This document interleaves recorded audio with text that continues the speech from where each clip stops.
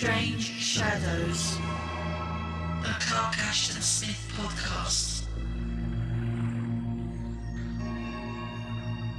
Quanga the Huntsman, with whom Phthos and Ibersanth, two of the most enterprising jewellers of Ithaqua, had crossed the borders of a region into which men went but seldom, and wherefrom they returned even more rarely.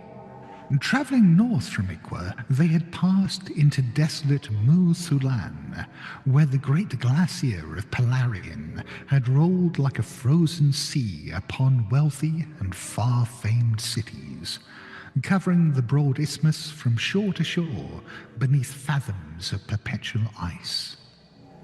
The shell-shaped domes of Cerngoth, it was fabled, could still be seen deep down in the glaciation, and the high, keen spires of Organ's Eye were embedded therein, together with fern palm and mammoth and the square black temples of the god Ithaqua. All this had occurred many centuries ago, and still the ice, a mighty, glittering rampart, was moving south upon deserted lands. Now, in the path of the embattled glacier, Quanga led his companions on a bold quest. Their object was nothing less than the retrieval of the rubies of King Halor, who, with the wizard Omemvog and many full caparisoned soldiers, had gone out 5 decades before to make war upon the polar ice.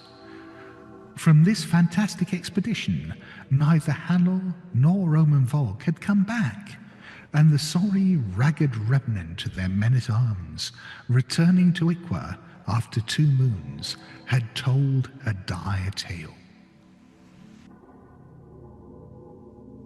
Greetings, friends, and thank you for joining us today for Season 4, Episode 6 of Strange Shadows, the Clark Ashton Smith podcast. The voice you just heard was Scott Dorward reading the opening of today's story, and Scott, of course, is one of the co-presenters of the Good Friends of Jackson Elias podcast, and he dropped into Innsmouth a couple of weeks back for a very good chat. Of course, you can catch that over on the Innsmouth Book Club podcast. I am one of your hosts, Rob Poynton. And I'm the other one, Tim Mendes. Yes, and I recall him recording that that passage, because this is Smith in full-on Hyperborea, funky name territory, isn't it? It absolutely is. It's funny with these openings, isn't it? Because we have exactly the same problem. Yep. Well, we're probably going to have the same problem now. Well, it was just funny because some of the language coming out was rather unsmithian. Yes, indeed. Yeah, very enjoyable. But I think Scott's got the best voice for this kind of stuff. The best podcast voice ever, I think. Yeah, I still think we should do a blooper reel at some point, but it will just be like an hour of me saying, "Oh, for fuck's sake," and me saying the same, pretty exactly. much. So we are back in Hyperborea for the Ice Demon today. It feels like a follow-on from the White Sibyl in a sense, although the timescale it's a little bit longer than your average sequel, isn't it? Indeed, yeah. I thought that, like, as soon as you get into it, it mentions the same sort of places, but now these places that you be visited in the White Sibyl are now just completely encased in ice. Yes. And just before we start, of course, we'd just like to mention it's the last shout now for the Innsmouth Literary Festival, which takes place in 1 week's time. We've got all the trader spaces are full now. There are still a few tickets available if you're quick, and the programme and everything has been finalised now. And I have to say, it's a very packed day. I don't know how we cram it all in. No, well, it's one of those that every year we say, "Oh, we'll keep it more skeletal," and it just runs away with itself. But it's because people have ideas.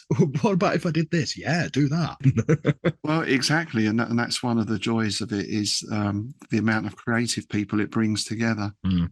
Yeah, so we've got a lot of interesting extra things this year. We've got Ali Wilkes doing Lovecraftian tarot readings. Key of Dreams have got a sort of interactive clue hunt going on throughout the day as well. I'm really fascinated to see that.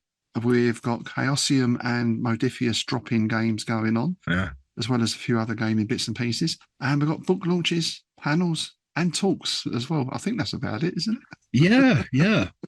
And that's not even getting into the evening where we've got film screenings.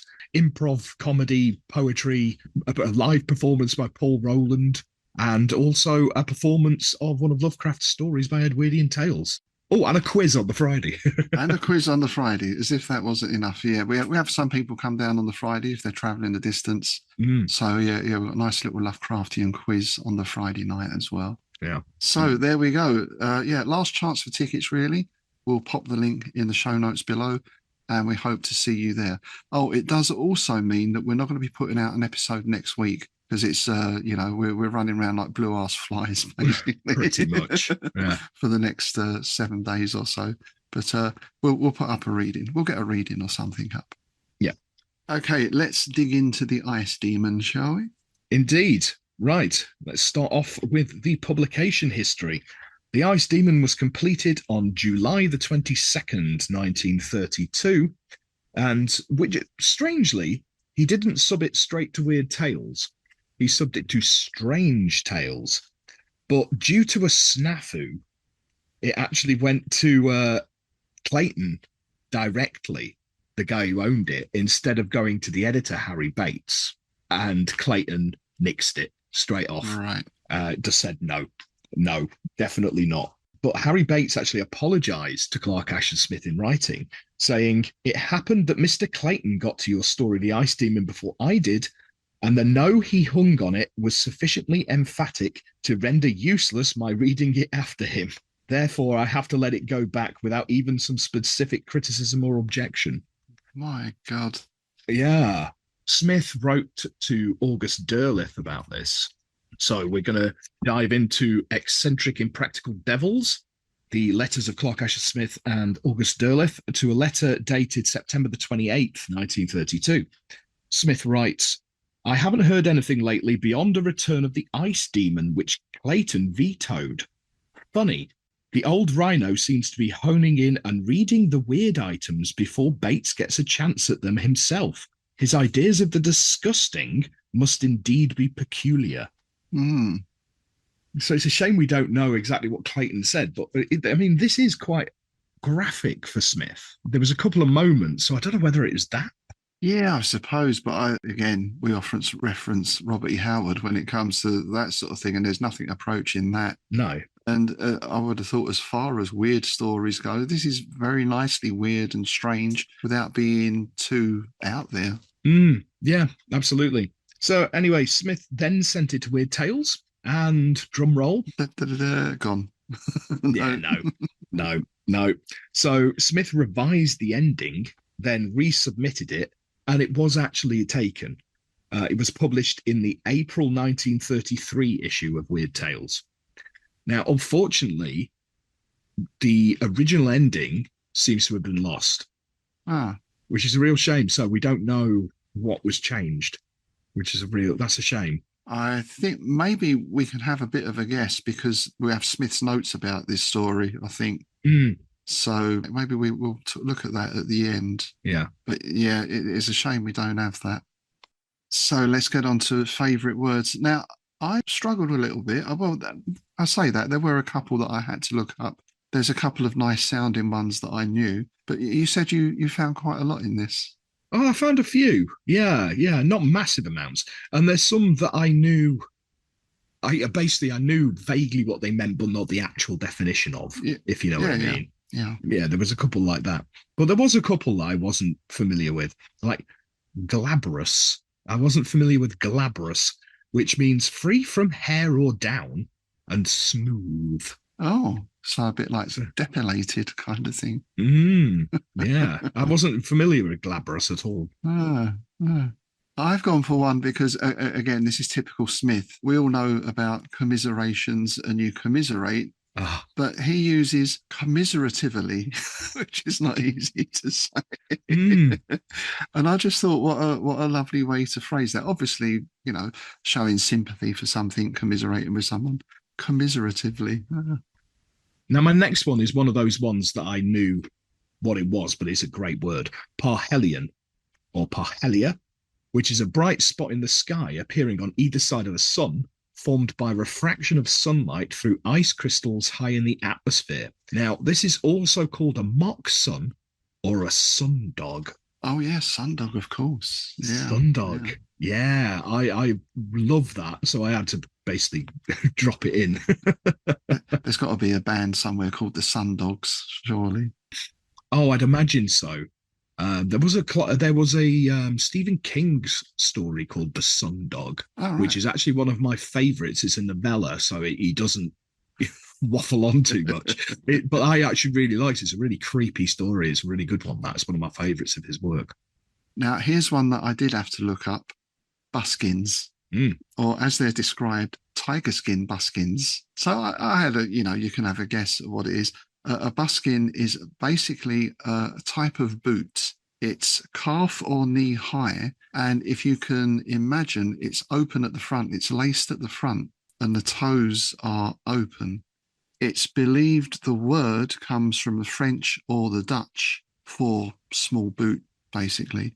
Right. They go back. I think they were used. The earliest use of it in English is, I think, it's 16th century, but they go back to ancient Greece and Rome. And that actually got me thinking about Caligula, because the name Caligula means little boots, Mm. but the caligae was like the hobnailed boot that the Roman centurions wore, those sort of ankle boots. Yes, I know that. Yeah, I can picture them. Yeah. So Mm. a buskin is a small boot or a type of boot, but not quite the same as the Roman army ones. Yeah. Well, that's awesome. Now, the next one I've got for here, I knew one of the definitions for this, but the use of it in this story, I wasn't familiar with. So I was like, I always thought it meant that, but it does. It means this as well. Now, I'm going with panoply. Now, the one I knew was panoply is an extensive or impressive collection. So a panoply of stamps, things like that. I was very familiar with that. In fact, I've used that myself in some of the Eugene Angove stuff. But yeah, this is to describe a complete suit of armor. Oh, I missed that. Yeah. So I didn't realize. So I didn't actually realize there was another meaning. So typical Smith, he's going for the archaic usage of a word instead of.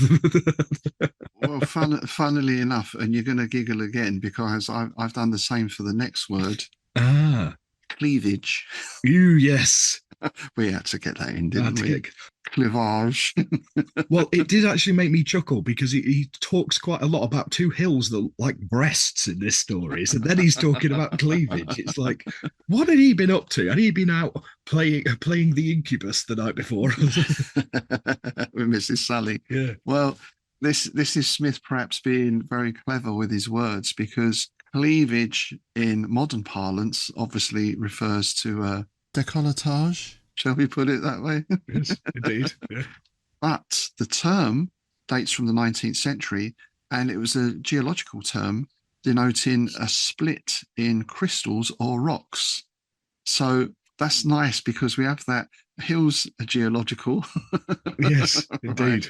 But I think he's talking about the cleavage in the floor at one place, isn't he? Yes. So yeah. it is that kind of sense. But yeah, the more modern use, I believe, came about in the 1940s with in the US film industry, when there was a discussion about how much cleavage could be shown on screen, kind of thing. How times change. Mary Whitehouse. Yeah. Yeah. Yeah. My final one is I'm going to make a mess of this because it's French. Bouleversement. Bouleversement. Oh, bouleversement. There we go. I can't pronounce French. I think, I'm guessing. Yeah. But the English variously means upheaval, reversal, violent uproar or tumult, and overturning, convulsion, or turmoil. Nice. Yes, I was totally unfamiliar with that. Same. Yeah. Never heard of that before. So that's trouble at mill. Yes, there's been the bouleversement at the mill. Yeah, the northern is trouble at mill. Bit of a kerfuffle. That's the London, isn't it? Yeah, a bit of a kerfuffle. Yeah. So yes, we're back in Hyperborea, and I do like that we have those names from the other places, Cerngoth in particular, or even desolate Muthulan, because I was thinking Muthulan earlier was like a jungle, wasn't it? The jungles of Comorium, and now it's a frozen wasteland, and Cerngoth is deep down in the ice. Yeah. Very striking imagery. I mean, this almost feels like almost the precursor to the coming of the white worm, Yeah. which I'm immensely excited about getting to because I love that story. And one thing we get throughout this is this idea, and we'll talk about this at the end perhaps, of the demon is the glacier. Mm. Is it nature or is it a supernatural force? Or, there's a few different readings we can take from this. I have another theory as well on that. Well, it's not so much a theory, it's just a little, oh, maybe kind of thing. So we start with Quanga leading his companions on a bold quest. And that quest is nothing less than the retrieval of the rubies of King Halor, who, with the wizard Umun Vog, and many full Caparison soldiers have gone out to make war on the polar ice. So there's an interesting idea from the start. You're making war on the polar ice. Let that sink in for a moment. This is like a sort of King Canute story, isn't it? Kind of, yeah.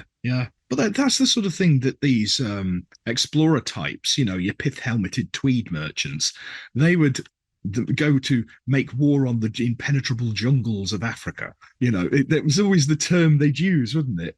Yeah, strange. Yeah, it was. Yeah. You're confronting nature, and it was in an attempt to tame it, wasn't it? Usually, to inverted commas, civilize it, and all the rest of it. Yeah, exactly. Yeah. Yeah, it plays into so much weird fiction with the yokel knowledge and all that stuff, doesn't it? Yeah. Just such a strange term for it. You wouldn't say it now, would you? I'm going to go wage war on Milton Keynes. Well, maybe not after listening to Scott and the talk about the ley lines and all that stuff there. That was very interesting. So we get this backstory about the king who, he went off to fight the polar ice and never came back, basically. And of course, being a king, he was bedecked in jewels, in particular, some rather large red rubies, I believe. And here's where we get this idea of it is as though they're fighting nature, because the story goes that vainly the wizard had put forth other spells trying to dissipate the deep and gelid fog. But the vapour drew down, evil and clammy, coiling and wreathing like knots of phantom serpents, and filling men's marrows as if with the cold of death. It covered all the camp, a tangible thing ever colder and thicker, numbing the limbs of those who groped blindly and could not see the faces of their fellows at arm's length. A few of the common soldiers somehow reached its outer confines and crept fearfully away beneath the wan sun, seeing no longer in the skies the wizard globe that had been called up by Omen Vog.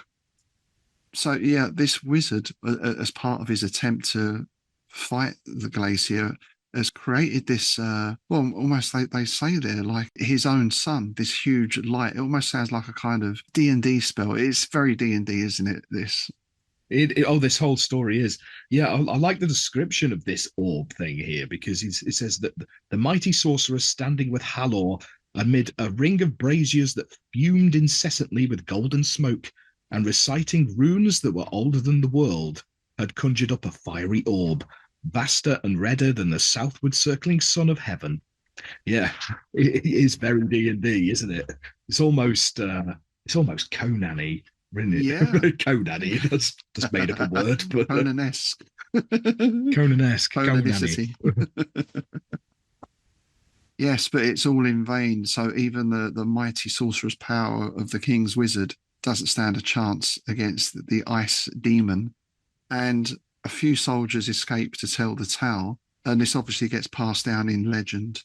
Some there were who believed the tale, and some who doubted. But the kings that ruled in Ithaqua after Halor went not forth to do battle with the ice, and no wizard rose to make war upon it with conjured sons.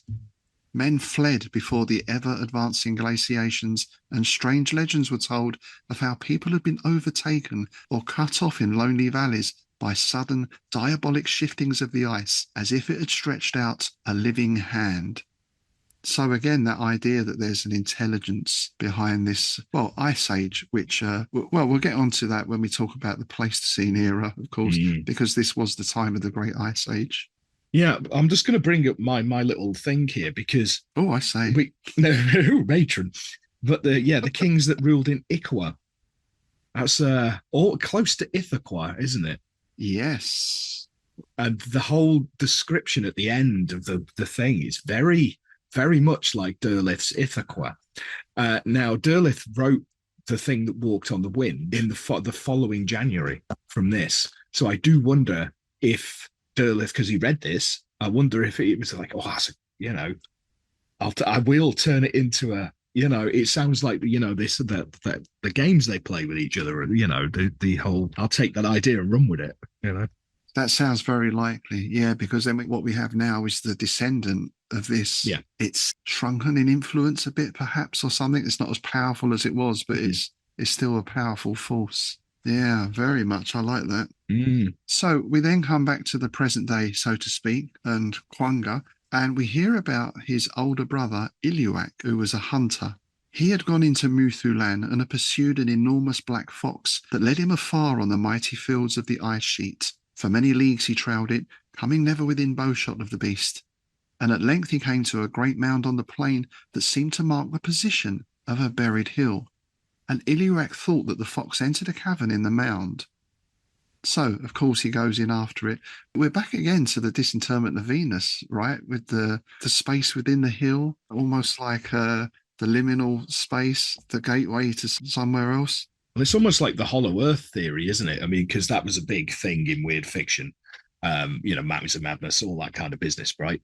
But yeah, this whole following a thing into the hill, it's like the mound as well, isn't it? Lovecraft. Yes. Because that was the ghost, the spectral figures going down into it and all that kind of stuff. I did wonder if this fox was a lure. Is it an actual fox? Or is this part of the ice demon's way of luring people in? I don't know, because we do get a mention of the fox later on, but we'll come to that. So yeah, the cavern he goes into leads him into a huge chamber, and this is where he finds the king. In the transparent depth of the further wall, he saw the standing shapes of many men, deep frozen and sealed up as in a tomb, with undecaying bodies and fair, unshrunken features. The men were armed with tall spears, and most of them wore the panoply of soldiers, but among them in the van there stood a haughty figure attired in the sea-blue robes of a king. The robes of the regal figure were heavily sewn with gems that burned like coloured stars through the ice, and great rubies, red as gouts of newly congealing blood, were arranged in the lines of a triangle on the bosom, forming the royal sign of the kings of Ithaqua. So the usual Smith colour turned up to 11 again there. Yes, yeah. Well, that was an incredibly gothic way of describing it, isn't it? The red as gouts of newly congealing blood. There's that sort of thing I put in a song. It adds that idea of the rubies are sparkling themselves, but then you've got the ice sparkling as well. It's like a double sparkle. Yeah. The fox has disappeared. So that's what I find interesting. Now that's just gone. Was it even there in the first place, really? Yes, yeah. And Iluak, he sort of loses his bottle a bit here, doesn't he? Yeah. He's off. He swore later that the ice had changed in a weird manner while he was following the fox, so that he was unsure of his direction for a while after leaving the cavern. There were steep ridges and hummocks where none had been before, making his return a toilsome journey, and the glaciation seemed to extend itself for many miles beyond its former limits. So again, that idea of, I'll go back to the Frost Giant's Daughter like we did last time, that as you get into this glaciation, this ice field, things start to change. This is not just an ice field. It's something else beyond that, another place almost. Yeah, definitely. And I think that's why it reminds me of The Coming of the White Worm as well, because it's like the landscape changing and all this kind of stuff. And but that's actually a common thing in Ithaqua stories as well. That, right, sudden blankets of snow and ice and all this kind of stuff. It's sudden freeze and all that. Yeah, it's quite a common thing in fairy stories, isn't it? That almost that confusion of the senses. You're in a place and you look up and you don't recognize where you are or know how you got there. And normally, in order to find your way back, you have to have dropped breadcrumbs or something, Yes. to follow the trail. I was put in mind a bit of the Willows as well. I can't quite remember if there was that sort of derangement of the senses in there at any time. Yeah, well, there kind of wasn't there, with the river changing direction and things like that, and things in the river and all that kind of stuff. It does happen in Blackwood's the Wendigo, because they get snowblind and all that kind of stuff, right? So, Of course, when Ithaqua gets back to town, he tells his brother Quanga about this. And Quanga is quite greedy. I suppose we could call him brave in a way. But, well, as we see, his greed overcomes his cowardice, I suppose, doesn't it? he's a bit of a Stamprazeros character, isn't he, this Quanga? That's the thing. Yeah, very similar. Yeah. Quanga was no less brave than Ithaqua, and he did not fear the glacier, since he had been upon it many times and had noticed nothing untoward. His was a heart that lusted after gain, and often he thought of the rubies of Halor locked with the king in eternal ice, and it seemed to him that a bold man might recover the rubies. Yeah. So then you can get into double things here, because was the fox the lure to get that guy in, to get the other guy in? I mean, we can we can keep going with that, I suppose. Pile speculation upon speculation here, don't you? But it's got a bit of an issue, because I suppose, like the old gold bullion robbers, you can't take a bar of gold down a motor shop and buy a new Rolls Royce with it, right? It's got to be laundered. So if he goes off and he comes back to town with these red rubies, A, they'd be recognised as the royal rubies, I imagine. And B, it's like, I can't change that, mate. I've had trouble with £50 notes and Scottish £20 notes as well. So a lot of places won't take them, No, they won't. They won't. But I mean, when I worked for Whitbread Brewery pub chain thing, they wouldn't take Scottish fivers, tenors. They wouldn't take Scottish money. Which really, 50s they were really funny about and all. Yeah, it's all legal tender though, isn't it? That's the thing. Yeah, which was really annoying, because every time, this was back in the day when you used to get a wage packet, right, before it all went at the banks, and I used to always get my wages in bloody 50s. Yeah, I remember that. Absolutely. You used to have to go down the bank to change them up. Yeah. Shops wouldn't touch them. So, in order to get around to this, he thinks, well, what he needs is a couple of jewelers. And luckily, he knows a couple by the name of Hyperborea and Phthos. I love Smith's names. They're so unusual. They're great, aren't they? Yeah. Well, it's like Quangar. It's like, it sounds almost like the litany from the Evil Dead, doesn't it? Quangar. And I love the way he reels these guys in. In some ways, this is a heist movie. This reminded me of Snatch. It is a bit, yeah. Where the guy comes over from the States to look at the diamond and all that stuff, And he hooks them in by just taking some garnets. And while they're looking at those, he goes, oh, yeah, and then there's these rubies as well, the king's rubies. And you can imagine their ears pricking up. There was a special, one of those TV specials, like the feature-length jobbies for Only Fools and Horses, called To Hull and Back.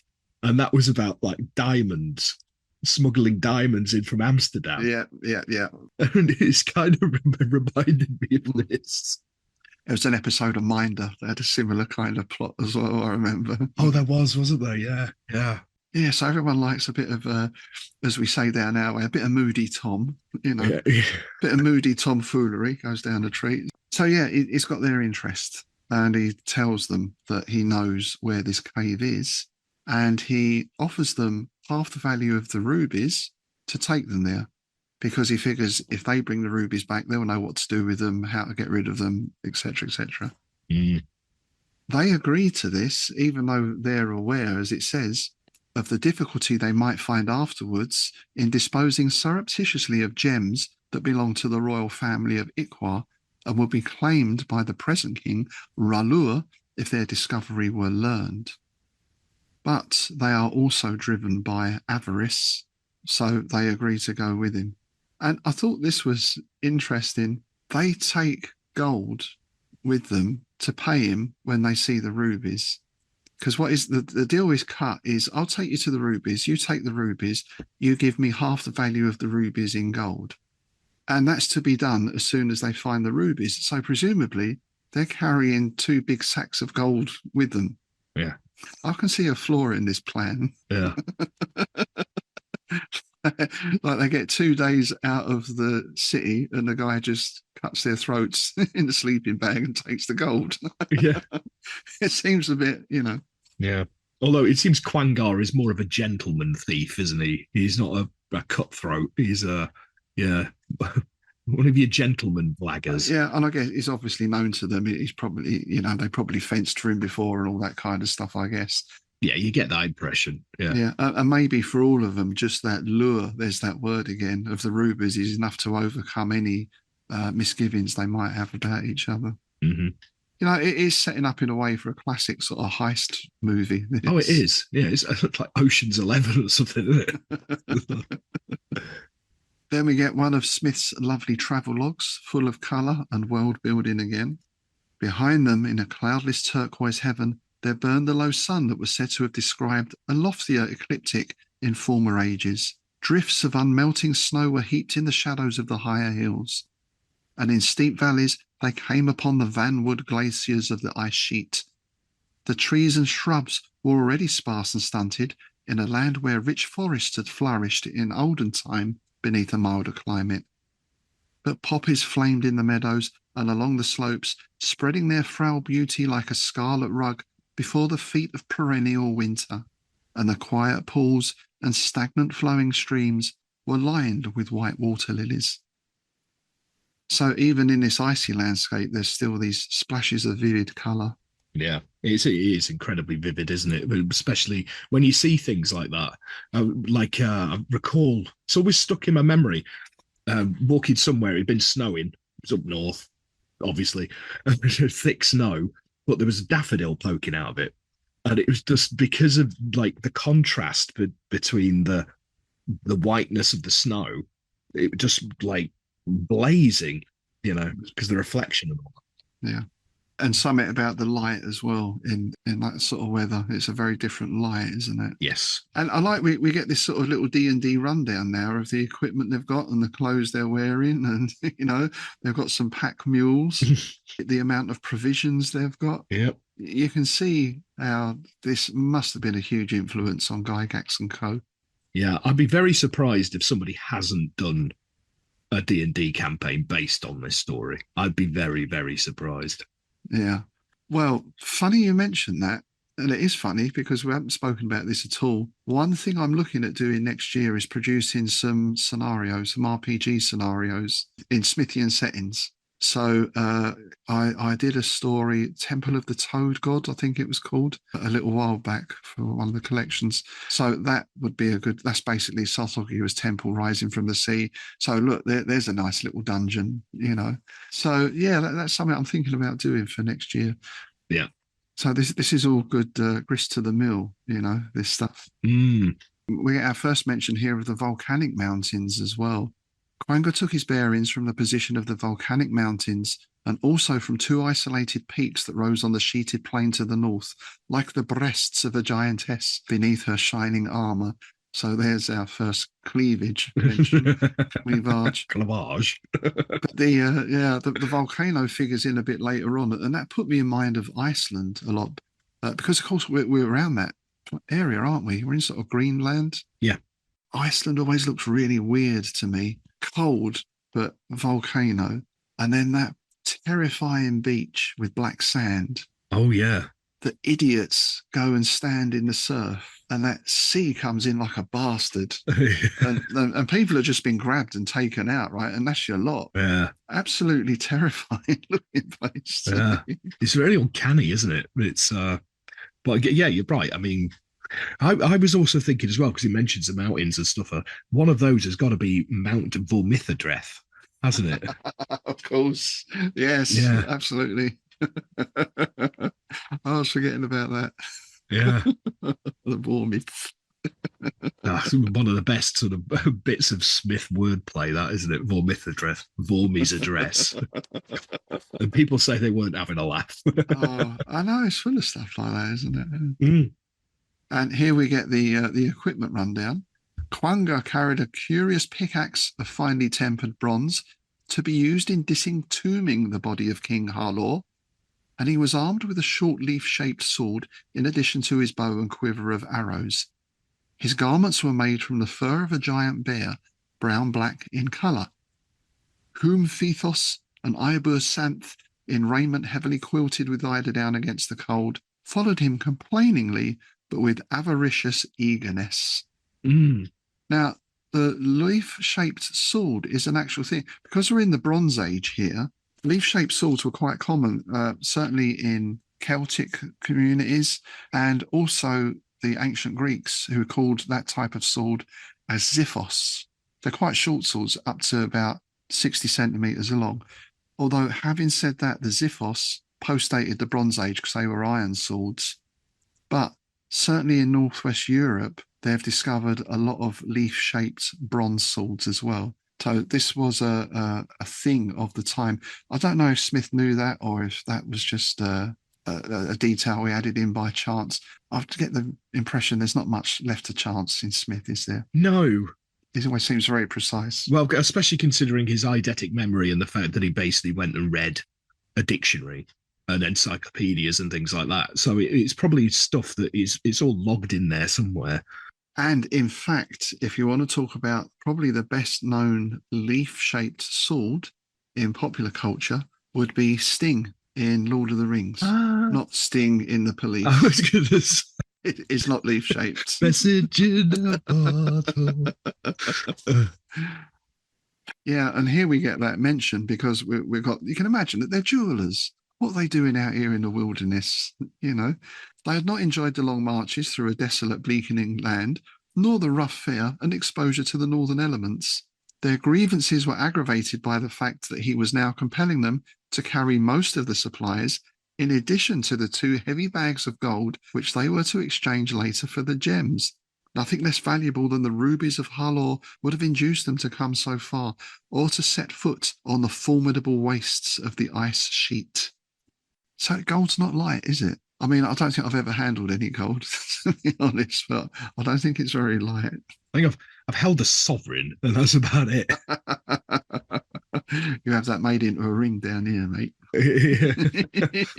Oh, it was a mate of mine. Do you remember when you had the bank crisis and all that? With all the banks going under, you know, Northern Rock and all that kind of stuff, right? Yeah. Well, he's a bit of a tinfoil hat merchant, this guy, and so he panicked and decided to convert all his assets into gold. Oh, right. Yeah. Where is he now? We wonder. Did he convert them all back, or? I haven't a clue. I haven't seen him in about a decade. I've no idea. Last time I saw him, he was banging on about the Piper at the Gates of Dawn. I think he'd been smoking weed, and the fact that there was a statue of Pan and it was an omen. I just checked out. You're still back to that thing now, aren't you? All right. So currency is not worth anything. Why would a lump of metal be? You know, that post-apocalyptic setting. You want shelter, you want water, you want food, you want weapons, I suppose, as the hierarchy of needs, isn't it? Well, that's why I like things like Fallout, because the currency there is like bullets and stuff, isn't it? Yeah, and maybe if you find a tin of certain type of beverage or something, you know, that's that sort of thing. Yeah. Yeah, who's worried about gold? You can't eat gold, can you? No. And despite the discomfort, and obviously it's getting a bit chilly, they're not really feeling any... they're feeling okay about this. Apart from the boreal desolation and dreariness, there was nothing to dismay Quanga or his companions. None of them was superstitious, and they deemed that the old tales were idle myths, no more than fear-born delusions. Quanga smiled commiseratively at the thought of his brother Ithaqua, who had been so oddly frightened and had fancied such extraordinary things. That's almost back to our yokel knowledge again, isn't it? Yes. Yeah. That hubris of, we're going to go out and we're going to be fine. All this superstitious nonsense. It's not going to affect us at all. Yeah, it's such a common thing in weird fiction, isn't it? And horror in general. I mean, it's like I can't really think of a single horror movie where there's not some old woman or old guy or creepy guy in a gas station who goes, "You don't want to be going out there. No good will come from going out there." Yes. And even if you go to the more scholarly ones like your M.R. James, there's always, well, the warning to the curious, isn't it? There's always that warning at some point. Yeah. Oh, aye. No digging here. Yeah. And here we get this line, which I'm going to talk about a little bit later on as well. Ithaqua had said that the ice sheet was a great demon, cruel, greedy, and loath to give up that which it had taken. But such beliefs were crude and primitive superstitions, not to be entertained by enlightened minds of the Pleistocene age. I love that. I love that. Yeah, we have it named specifically here, the Pleistocene age. And I think we must have spoken about this before when we've covered Hyperborea. But there were just one or two other little things that I found recently. Yeah. So the Pleistocene is 2.6 million to 11,700 years ago. That's quite a wide range, isn't it, really? Yeah. And the name itself is from the Greek for most new. So the age before it, the Pleistocene, I think, was the least new. This is the most new age. And this is when we get the Great Ice Age. At one time during this era, 30% of the globe was covered in ice. Bloody hell. This is also the era of the megafauna, mammoths, mastodons, saber-toothed tigers, giant sloths, all that huge stuff that eventually went extinct.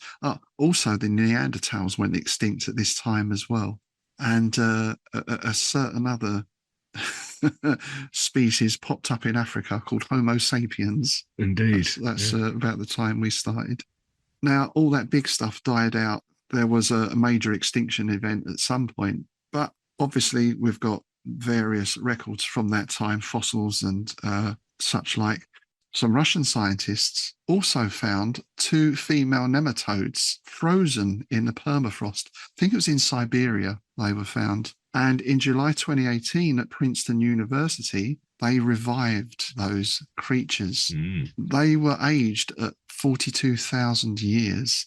So at the time, they would have been the oldest living things on Earth. And they basically revived them by putting them in a pan of warm water. They keep doing this recently. It was like, we found a squiggly thing in the ice. I know, let's defrost it. No, have you ever not seen the thing? I know, it seems like it's like keep prodding, isn't it? At some point, it's something's gonna bite back.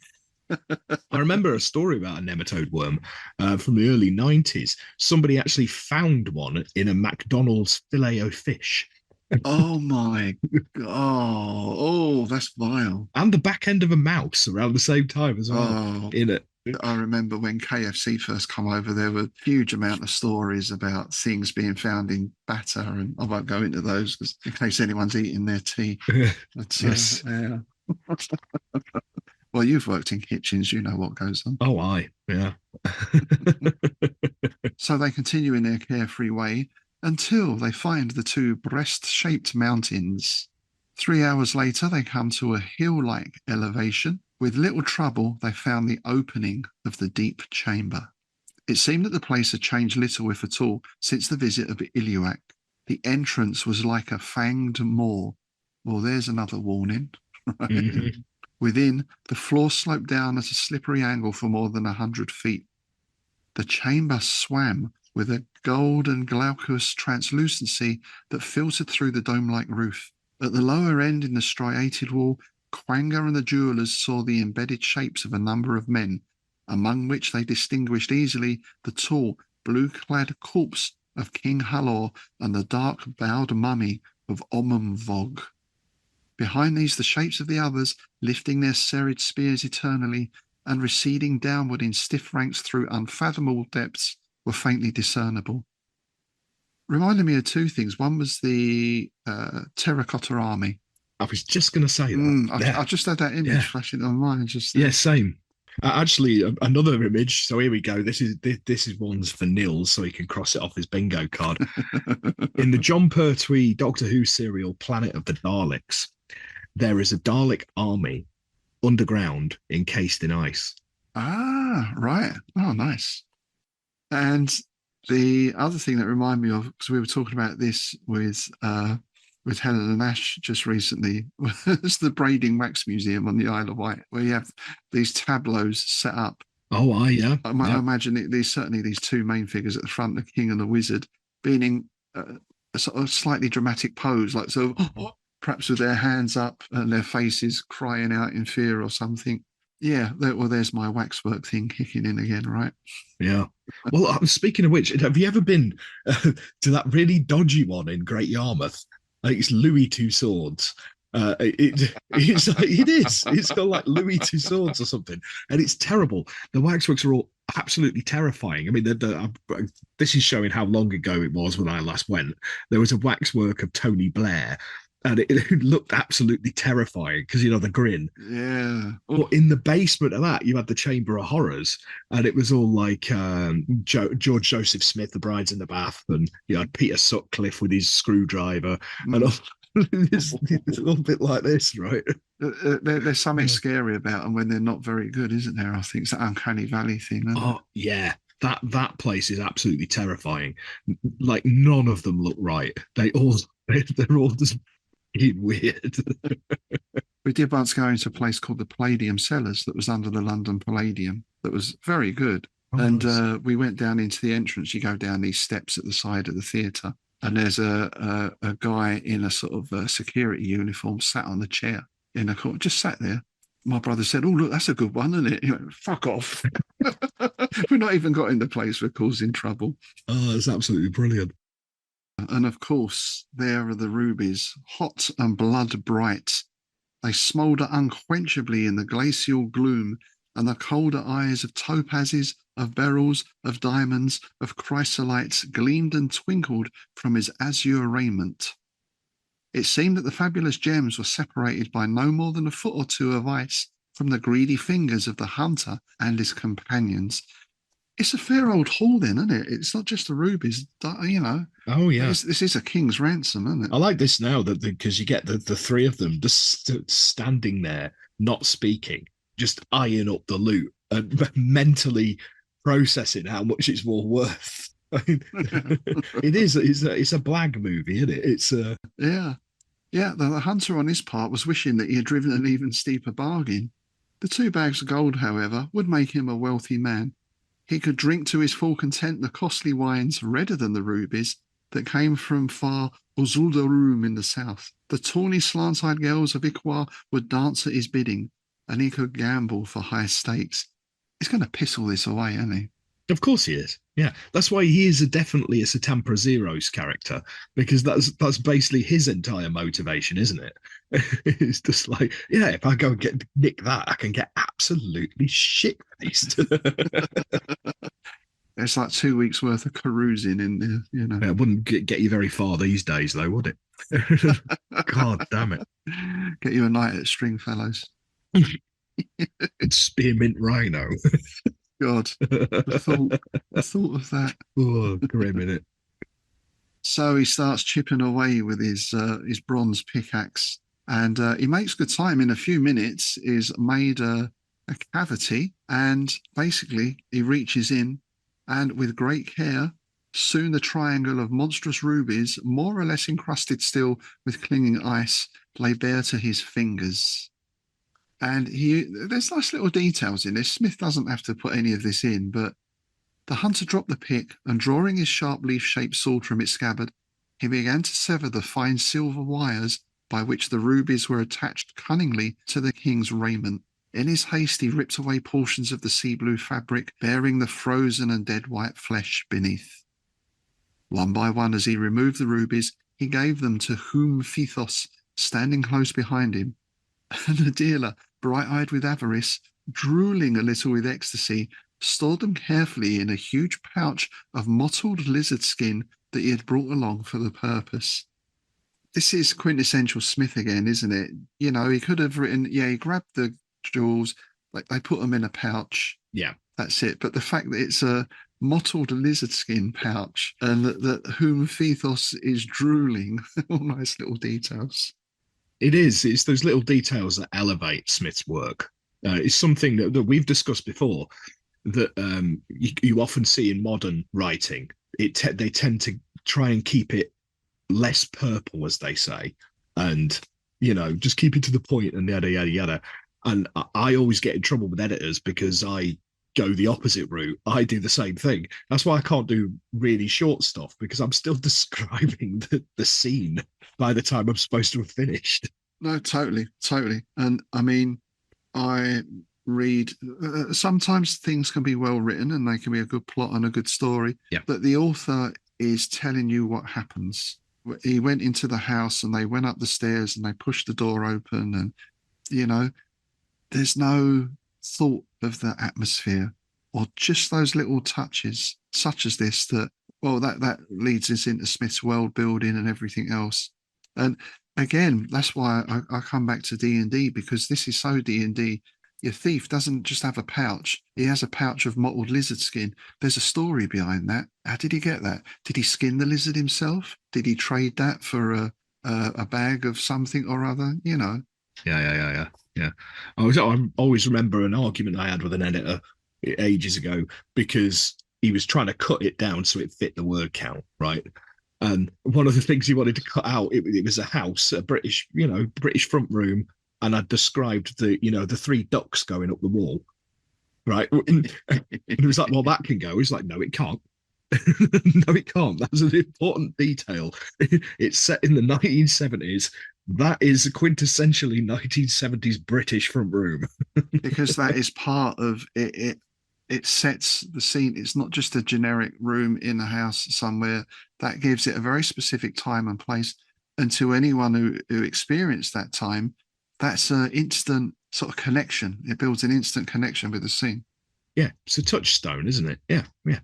So all is going well. They've got all the rubies, and Quanga's going to look at the rest of the the lesser jewels, when suddenly there's a loud and splintering crash that ended with myriad tinklings as of broken glass. Turning, they saw that a huge icicle had fallen from the cavern dome, and its point, as if aimed unerringly, had cloven the skull of Hyperborea, who lay amid the debris of shattered ice with the sharp end of the fragment deeply embedded in his oozing brain. He had died instantly without knowledge of his doom. Bang. I instantly thought of the sword of Damocles here. Oh, yeah. Because that icicle's been hanging above them.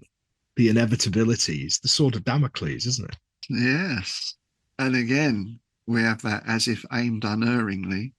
So, exactly. what with the fanged maw description at the start and all the rest of it, it's waiting for them. It's predatory. It's not hunting them as such, but now you're in its lair, it's preying on them. Yeah. But they still blow this off, right? The accident, perfectly natural, slight melting of the ice, However, Quanga and Hyphathos were compelled to take note of certain circumstances that were far from normal or explicable. Notably, that the chamber is smaller than it was when they came in. I love that. Yeah, narrow to half its former width. Yeah. Again, that's a classic thing you get in horror video games. Like you especially ones on the first person perspective, you'll go up to something, you'll be doing a puzzle or entering something in a keypad, and then you turn around and the room behind you's changed. And it's like, ugh. I mean, Layers of Fear is the best example of that. The Layers of Fear games do that remarkably well. And yeah, but it's always incredibly unsettling and nervy when it happens, because again, it's that uncanny valley thing, isn't it? Yeah. Like your perception's altered. Yeah. It reinforces that sense of being somewhere else where your normal rules don't apply. Caves don't normally behave like that. Well, this isn't a cave, is it? Or is it? We're not quite sure. Well, then we get, it had also closed down from above till the hanging icicles were almost upon them, like the champing teeth of some tremendous mouth. The place had darkened, and the light was such as might filter into Arctic seas beneath heavy flows. The incline of the cave had grown steeper, as if it were pitching into bottomless depths. Far up, incredibly far, the two men beheld the tiny entrance, which seemed no bigger than the mouth of a fox's hole. So there's our fox again, and reinforcing that idea for me that wasn't a real fox. Mm. Do you know how big a fox's hole is, by any chance? Oh, for goodness sake. what was the song? I put my finger in the woodpecker's hole and the woodpecker's. Yeah, that's. I'll stop there. Oh, brilliant! So now a bit of panic sets in. Now they now can't deny that, that this is weird. That this is more than just an ice cavern. This has some sort of sentience and some sort of purpose about it. So they start to climb the incline. Now, whom Phthos, it's got the bulging pouch of rubies and the heavy bags of gold coins from his girdle. Luckily, Quanga has kept hold of his sword and pickaxe. But in their haste, they forget the second bag of gold, which stays where it is beside Ibersanth. So, again, D&D, you go into these subterranean places, you get all this treasure. Great. Now that the thing is chasing you and you're weighed down, there's the decision, right? Do you drop the gold and speed up, or how does that work? That's one of those classic text adventures back in the day. I think it was Zork. And there's a bit where you get trapped in the bog. And again, you've got the gold, which is the whole point. But the only way you can get out of the bog is to drop the gold. Yeah, it's classic. And it reminds me of the Dunsany story as well, like the Horde of the Gibberlins and that sort of thing, you know? Yes, yes. Whom Phthos was too terrified for even the most rudimentary reflection. This guy is in total panic mode. But Quanga is a bit of a cooler character, perhaps. He's considering the monstrous alterations of the cave, and he's still trying to convince himself that maybe when he first came in, the cavern wasn't as big as he thought. He's still looking for that rationality in the face of this. Yeah, and then we get this sort of claustrophobic feeling as well, because it's like the opening is getting smaller and smaller.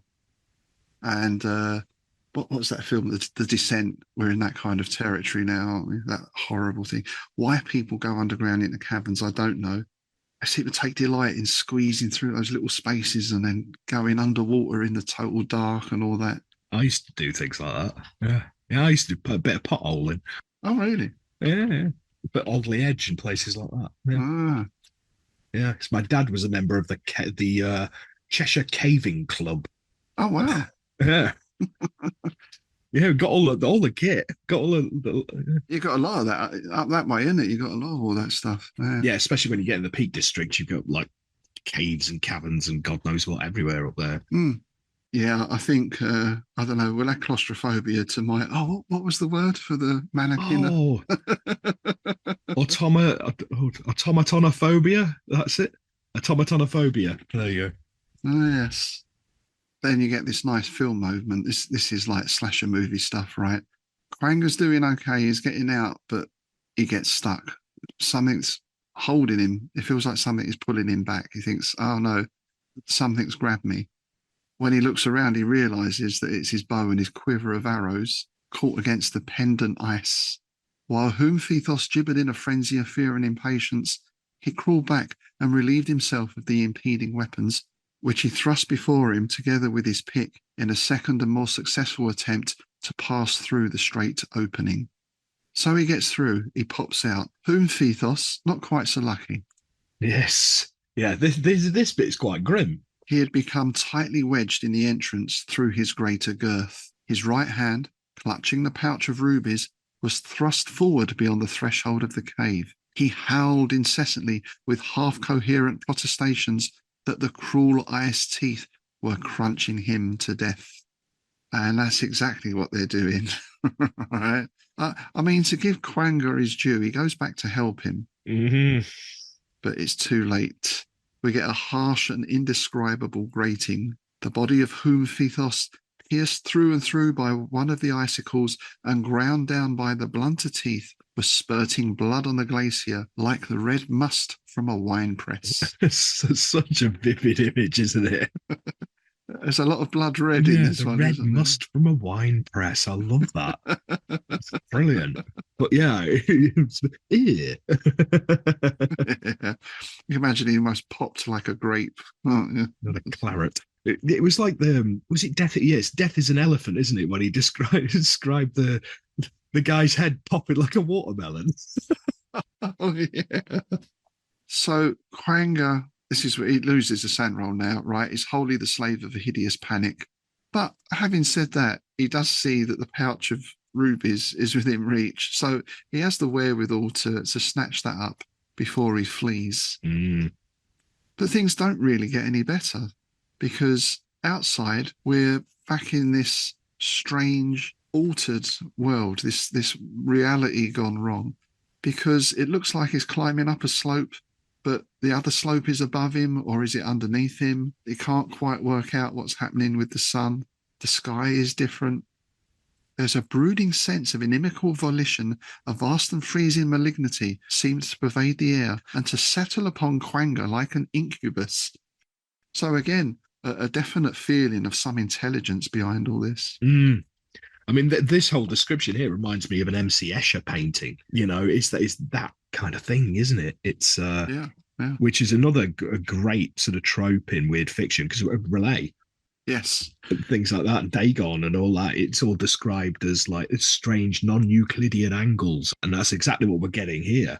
You know, I imagine Lovecraft liked this.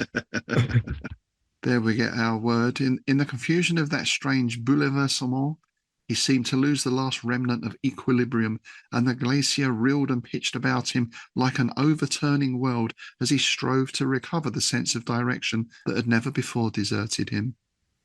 A topsy-turvy world. Yeah, sort of Alice in Wonderland, I suppose, as well. Indeed. And here we get, as you mentioned earlier, the whispers on the wind.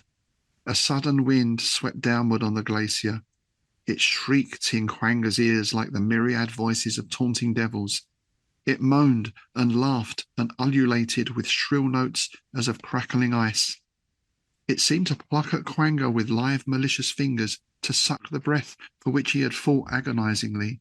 In spite of his heavy raiment and the speed of his toilsome ascent, he felt its bitter, mordant teeth searching and biting even to the marrow. So this is great now as well, because it gets even more uncanny, doesn't it? Dimly as he continued to climb upward, he saw that the ice was no longer smooth, but had risen into pillars and pyramids around him, or was fretted obscenely into wilder shapes. Immense, malignant profiles leered in blue-green crystal. The malformed heads of bestial devils frowned, and rearing dragons writhed immovably among the scarp, or sank frozen into deep crevasses. That's just brilliant. I love that. Such a good paragraph. Nice. It's like layer upon layer, isn't it? It starts bad enough with the shifting in the cave and all the rest of it, and it just gets more and more sort of psychedelic. Yeah, isn't it? yeah. But I love stories that do this. I think it's incredibly effective, and that's one of the reasons I still class The Willows as one of the best works of horror fiction ever. And I don't think it'll ever be topped in terms of that, because again, it's the landscape. Yeah, it's just the landscape being strange and changing in subtle ways that gives it that real uneasiness. It's like, you know, when if you're walking through the woods and it suddenly starts getting dark and the shadows shift, and it's enough to put the hairs up on the back of your neck, isn't it? It's yeah, and I think we've probably all had that feeling as well, like nature is working against me. You know, it's like, oh God, yeah. I had something just the other week. I'm just going out to the car because I've got to get a few bits out the boot, some boxes and bits and pieces. And literally the moment I step out the door, there's like a monsoon. Mm-hmm. And Laura said, "Where have you been?" I've just been to the car and back. I look like I've been in a swimming pool, you know. And then 10 minutes later, it stopped. It's hard not to take it personally sometimes. We had the exact same thing the other day down in Dorset, and we were walking. We decided to walk from Porth Castle over to a place on the coast. And as we started doing it, we got right on the top, and it took about 10 minutes to realise that we could see the bay, because the mist descended. Couldn't see anything. Couldn't see a bloody thing. Quite terrifying in a way. But luckily the path's nice and wide and all that, and it was middle of the day, so it wasn't dark. But God, that could have been a bit dicey. But yeah, and then it suddenly just lifted, and it was like this panorama. I was just like, where the hell did that come from? Really strange. It was like being in Silent Hill. And this is, you're on the South Downs kind of Yeah. thing. You're not out in some strange wilderness Mm. somewhere, but you know, even here, well, people probably don't appreciate how many people need rescuing from our so-called mountains, Oh yeah. Yeah, or yeah, go yeah. up walking on the fells or the moors and all that stuff. Oh, the Pennines is one, like, and Yeah, the Peak District. Yeah, yeah, yeah. yeah. People go up, in flip-flops and shorts and a Oh, t-shirt because it's bright and sunny down here, right? It's nice and warm. oh yeah. Oh God, the amount of times you see it, like you don't just drive in from Macclesfield over to Buxton, and you'll see them. These ramblers, and it was just like not a raincoat between them. It's just like you're going to pay for that. I also really love this as well. He sees human bodies and faces embedded in the glacier. Pale hands appeared to reach dimly and imploringly toward him from the depths, and he felt upon him the frost-bound eyes of men who had been lost in former years, and beheld their sunken limbs grown rigid in strange attitudes of torture.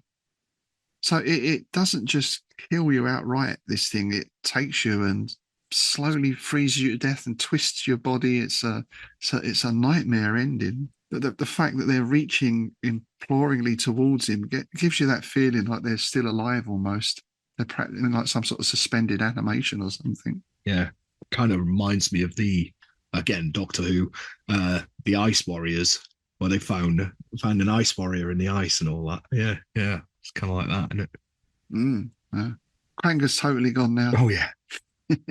Deaf, blind, primordial terrors older than reason filled his mind with that atavistic darkness, and is just really running now. He doesn't know where he's going or what's happening. But suddenly he comes out of it. 3, 2, 1, back in the room. He's back in the real world. He looks around. It's got the familiar Hyperborean valleys below the rampart to the south and the volcanoes that fume darkly beyond the southeastern hills. And I think it's like the volcanoes he sort of recognizes, and he's in his mind he's thinking volcanoes warm, there's springs there and all that. I'm heading towards those. It's almost like just on some primal level is trying to escape from the cold. Yeah. Because you think, oh, I'm out, I'm going to head straight back to town. But I don't think he's even that rational at the moment. Warmth, priority number one, warmth. And again, we get a great Smith description, don't we, here? Boiling springs were said to flow perpetually from the nether slopes of these mountains. Great geysers, roaring and hissing like infernal cauldrons, filled the higher gullies with scalding cataracts. The long snows that swept upon Hyperborea were turned to mild rains in the vicinity of the volcanoes, and there a rich and sultry-coloured flora, formerly native to the whole region, but now exotic, flourished throughout the seasons. He can't just say, oh, look, it's warmer over there. It's that world building again, isn't Yeah. it? So off he sets. It is a bit on automatic pilot here, but is a hardy chap. We get a mention of thews, which is a good Howardian word. Mm. The sun starts to sink, but he presses on and was overtaken gradually by the long ethereal tinted twilight of northern summer. Still got his pickaxe, still got his bow and arrows, still got the rubies. He had forgotten them, and he didn't even notice the trickle of water from the melting of crusted ice about the jewels that seeped upon his flesh from the lizard skin pouch. So it kind of feels to me here like because he's got the rubies and you've got that ice melting, there's still a bit of the glacier with him. It sort of knows where he is. Considering the similarities, like we mentioned, because we mentioned Blackwood a couple of times here, we know Blackwood was an influence on Lovecraft, certainly. It's interesting to say that here you actually have Quangar tripping over a willow root. Yes, that's the second mention of willows, actually. There was an earlier one, wasn't there? Indeed, yeah. And I think this perhaps brings him to his senses a little bit. He suddenly realizes he's very thirsty. So he stops to take a drink from a blossom-bordered stream, sits down, and this is where I think sort of shock sets in. He just lays down for a rest and falls asleep, which is not an uncommon reaction in this sort of situation. Well, in a stressful situation. Maybe not this specifically, because I don't think many people experience this sort of thing. Well, yeah.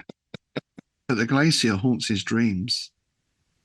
Evil dreams in which he still fled vainly from the mocking and inexorable glacier, he awoke in a cold horror, sweating and shivering, and found himself staring at the northern sky, where a delicate flush was dying slowly. It seemed to him that a great shadow, malign and massive and somehow solid, was moving upon the horizon and striding over the low hills towards the valley in which he lay. It came with inexpressible speed, and the last light appeared to fall from the heavens, chill as a reflection caught in ice. So he's up and he's running again. Now, we could argue, is this just still his dream state, or is this actually happening to him? It's one of those again, isn't it? A bit like the Frost Giant's daughter again. Yeah, it's the unreliable narrator thing kicking in again. Yeah, because the glowing volcanoes are just ahead, right? Mm-hmm. The air about him should be warming up, but it isn't. In fact, it's getting darker. For a moment, he saw the featureless shadow that rose gigantically upon his path and obscured the very stars and the glare of the volcanoes. Then, with the swirling of a tempest-driven vapour, it closed about him, gelid and relentless. It was like phantom ice, a thing that seemed to blind his eyes and stifle his breath, as if he were buried in some glacial tomb. It was cold, with a trans-Arctic rigour such as he had never known, that ached unbearably in all his flesh, and was followed by a swiftly spreading numbness. Caught by the glaciers. He does the only thing that he thinks he can. He takes out the pouch of rubies and hurls it away. The thongs that tied the pouch were loosened by its fall, and Quanga heard faintly, as if from a great distance, the tinkle of the rubies as they rolled and scattered on some hard surface. Then oblivion deepened about him, and he fell forward stiffly without knowing that he had fallen. And it ends with this. Morning found him beside a little stream, stark frozen and lying on his face in a circle of poppies that had been blackened as if by the footprint of some gigantic demon of frost. A nearby pool, formed by the leisurely rill, was covered with thin ice, and on the ice, like gouts of frozen blood, there lay the scattered rubies of Harlaw. In its own time, the great glacier, moving slowly and irresistibly southward, would reclaim them. There we go. He didn't get out. I mean, that's another one of those well-worn tropes and things, isn't it? You take the idol from the tomb and the curse will follow you. I mean, it's Carter, isn't it? It's the curse of the mummy's curse and all, isn't it? Yeah, inexorable. And yeah, even with like the mummy one, what is it? The inexorable thud of cloth-bound feet or something. That it's slow and it's steady, but it's relentless, you know? Yeah. I mean, I guess in this way we can think of the glacier as death, right? Yeah. But it's creeping up on us all one day at a time. Oh yeah, it's that. Yeah, the inevitability. Let's all become Thomas Ligotti for a moment here. But yeah, this idea that even at the last moment he thinks if he flings the rubies away, then somehow that will save him. But I don't think the rubies are the point, because the rubies didn't belong to the glacier anyway. He's not stolen something that belonged to it. No. They're just part of the lure. It's an incredibly effective story. I really like this one. Yeah. I don't think I'd ever read it before. Yeah, I think I read this because I have one of the collections for the Hyperborea stories. Oh, I did as well, so I must have done at some point. But yeah, I didn't really remember it. But yeah, it's incredibly effective. Yeah, and I think they do blur a little bit when you think back, because in some ways they're very similar in theme. You know, whether it's Tamprazeros or this or the White Sybil, there's that slow doom that's inescapable in all of them, really, isn't it? That seems to be the common thread. Yeah, and the theft of the 39 girdles. Yes, Yeah. yes. There are stories that end happily. This is not one of those. Yes, which is a great closing. Yeah, so just going back to that comment about the Pleistocene age, this is from the Stephen Behrens book, Clark Ashton Smith, A Critical Guide to the Man and His Work. Despite its grimness, satire is not entirely absent from the ice demon. Quanga first dismisses the suggestion that the advancing ice sheet is a great demon, cruel, greedy, and loath to give up that which it had taken, which of course it turns out to be, because he considers such a belief only a crude and primitive superstition not to be entertained by the enlightened minds of the Pleistocene age. Smith understood that every age, including ours by implication, believes itself enlightened, regardless of how it was seen by later eras. And in a letter to George Sterling, dated 4th of November 1926, Smith wrote, "I'll be damned if I can see that the present age, for all its scientific discoveries, psychoanalysis, etc., is any smarter or more sophisticated than the 18th. It is, however, equally cocksure and materialistic, or more so. History never does anything but plagiarize itself." So, yeah, I mean, we don't have to look far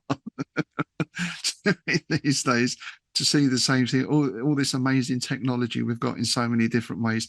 We lead probably the easiest lives, at least in our parts of the world, that anyone has in history. No. You know, we're richer than the emperors of Rome in many ways. And yet, well, we see what's going on. I mean, you know. Indeed, indeed. Now, I just want to bring us back to what we said earlier about we don't know the original ending because it's no longer in existence.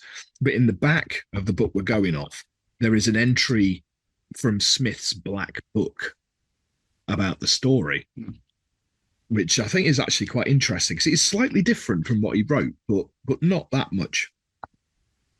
Quangar the huntsman and two merchants of Muthulan, seeking the lost treasure of a king who had fled from the north before the glacial ice and had perished with his retainers in an outland region, enter the realms of eternal ice and snow during the summer season.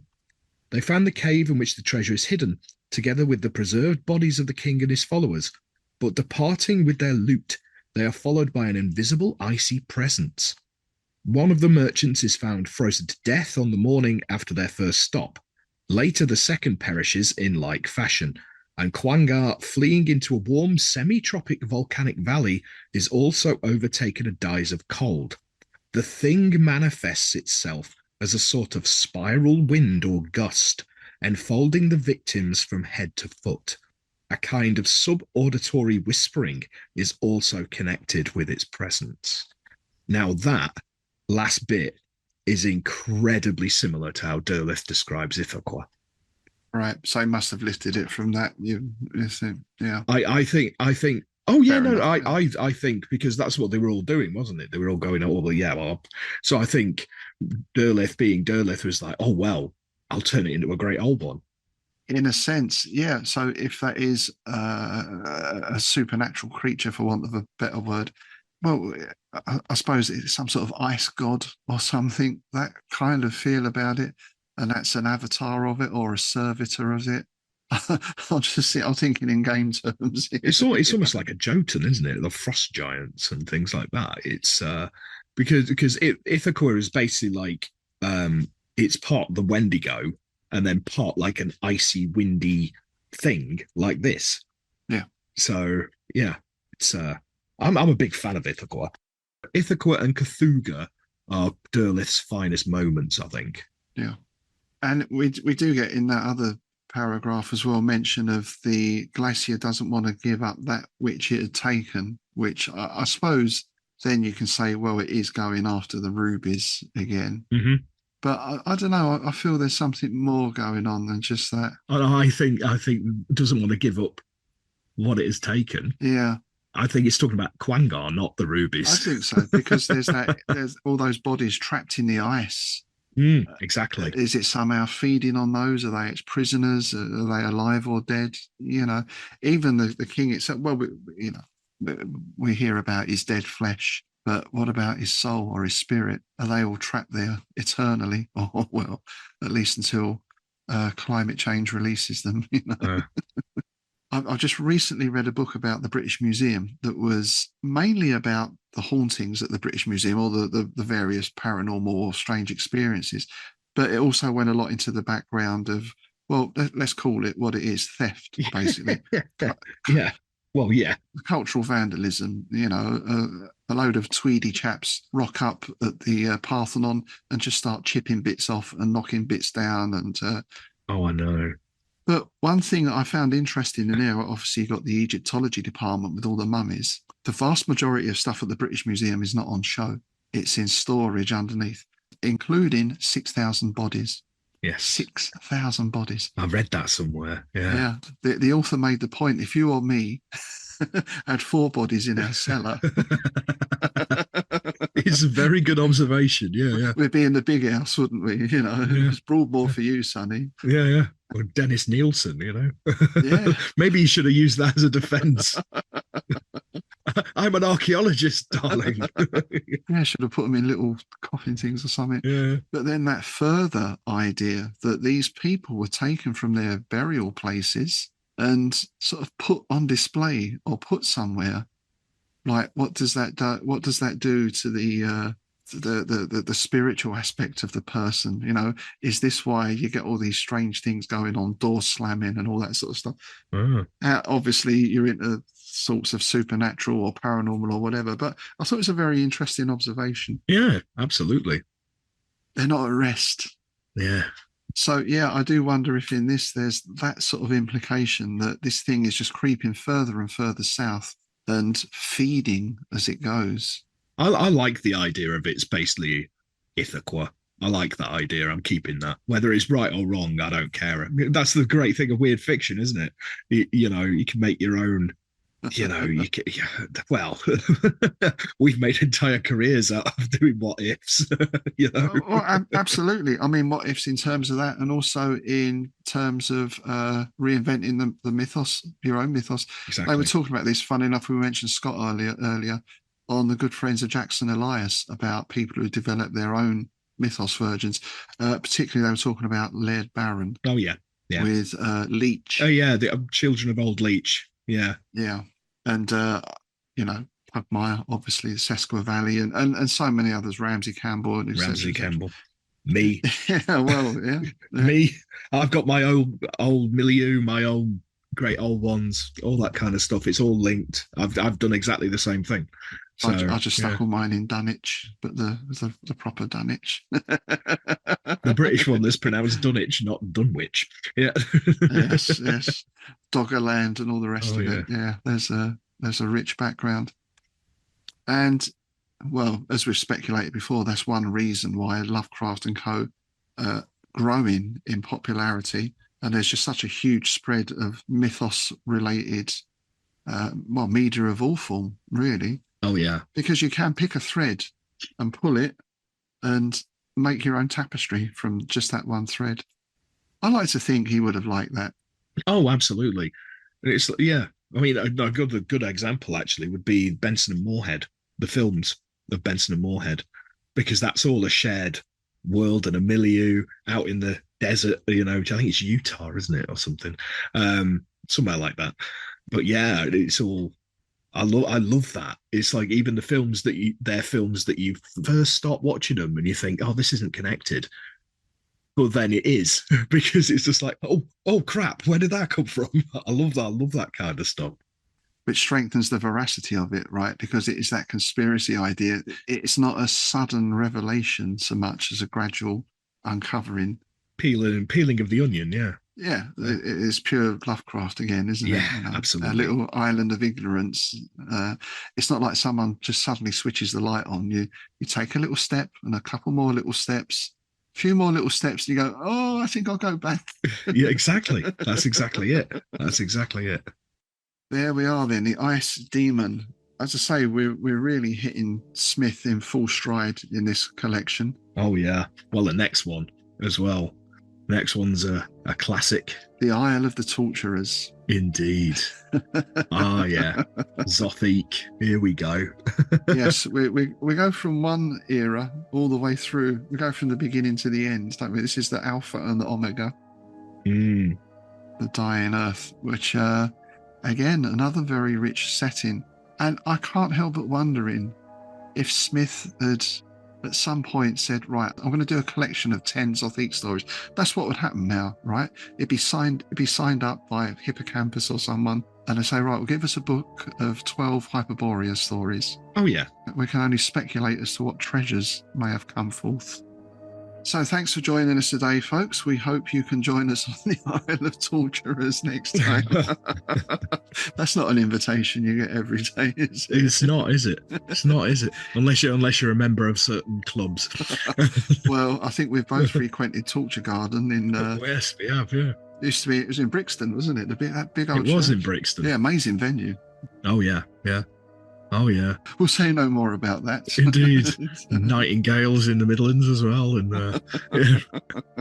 I was a fixture on the UK fetish circuit as a DJ for many years. So. Nice. So yes, thanks again. We hope you can join us next time. Thanks as always to our marvellous patrons for supporting the show. If you'd like to join them, do check out our Patreon site. Of course, when you sign up, you get access to bonus content for Strange Shadows and the Innsmouth Book Club, which at the moment is our continuing and long-running series on the fungi from Yoggoth Sonnet Cycle. We've just released, I think, number 8 of those. Yeah, the 8th. Recently. The 8th, yeah. Will it ever end? And of course, you get your free PDF copy of Innsmouth News every quarter. The autumn one of that is due out in October. There'll be a full report in there on the ILF, of course. Oh, also for our patrons, we'll be putting up videos of the panels from the ILF and 1 or 2 other bits and pieces as well, I'm sure. So there we go. Thanks again. Stay warm. It's goodbye from me, Rob Whiten. And it's goodbye from me, Tim Mendes.